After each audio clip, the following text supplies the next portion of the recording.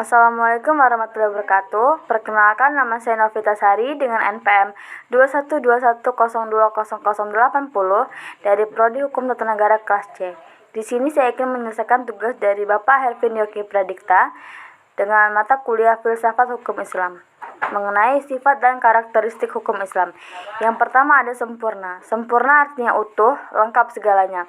Kesempurnaan hukum Islam dapat dilihat dengan diturunkannya syariat Islam dalam bentuk yang umum dan global permasalahannya, kecuali hal-hal yang bersifat langgeng. Nas membuat prinsip-prinsip hukum terperinci, konkret, dan teknis. Misalnya masalah peribadatan, perkawinan, perceraian, dan warisan diterangkan secara terperinci. Syariat Islam juga dapat diterima di semua tempat dan di setiap saat. Juga diharapkan hukum Islam dapat berlaku sepanjang masa. Yang kedua yaitu elastis. Elastis yaitu mudah diubah bentuknya dan mudah dikembalikan ke bentuk asal, lentur dan luas. Keelastisannya mencakup di segala bidang kehidupan manusia, baik jasmani maupun rohani, baik mengenai hubungan manusia dengan Tuhannya maupun hubungan interaksi sama manusia, juga tentunya mengenai kehidupan manusia di dunia dan di akhirat. Kemudian yang ketiga ada universal. Universal atau alami berarti umum, yaitu berlaku untuk semua orang atau untuk seluruh dunia, bersifat melingkupi seluruh dunia. Ini berarti hukum Islam itu tidak dibatasi oleh lautan maupun batasan suatu negara. Bukti yang menunjukkan bahwa hukum Islam itu mempunyai sifat universal yakni tercantum dalam Quran Surat Al-Anbiya ayat 107 dan Quran Surat Al-Saba ayat 28. Kedua ayat Al-Quran ini menyatakan bahwa syariat yang dibawa oleh Nabi Muhammad SAW bukanlah dikhususkan untuk orang Arab saja, namun berlaku bagi seluruh umat manusia yang ada di seluruh dunia. Yang keempat ada dinamis. Kedinamisan hukum Islam terletak pada dasar-dasar yang menjadi dasar dan tiang pokok bagi hukum. Dasar-dasar dan pokok-pokok itulah yang menjadi sumbu kekuatan, kelemahan, kemudahan, dan kesukaran dalam menetapkan hukum Islam.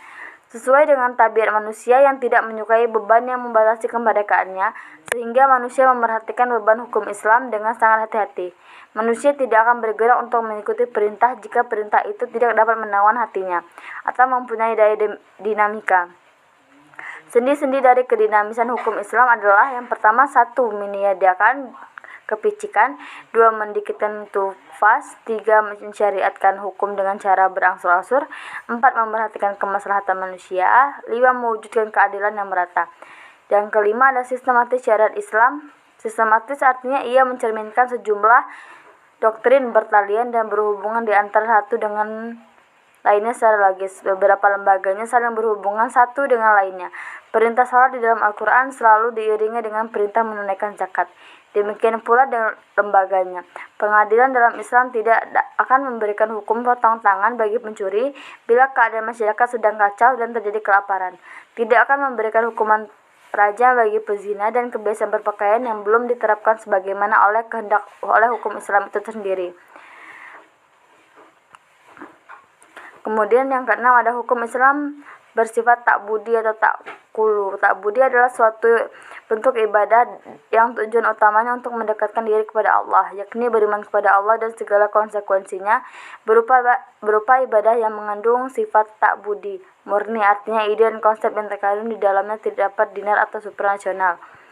Ta'kuli berbentuk dalam bidang muamalah. Ta'kuli ini bersifat duniawi yang maknanya dapat dipahami oleh nalar atau rasional, maka manusia dapat memperlakukannya dengan bantuan nalar dan pemikiran manusia. Ilat dari muamalah yang bersifat ta'kuli dapat dirasionalkan dengan melihat adanya maslahat. Sekian yang bisa saya sampaikan, semoga bermanfaat. Saya ucapkan terima kasih. Wassalamualaikum warahmatullahi wabarakatuh.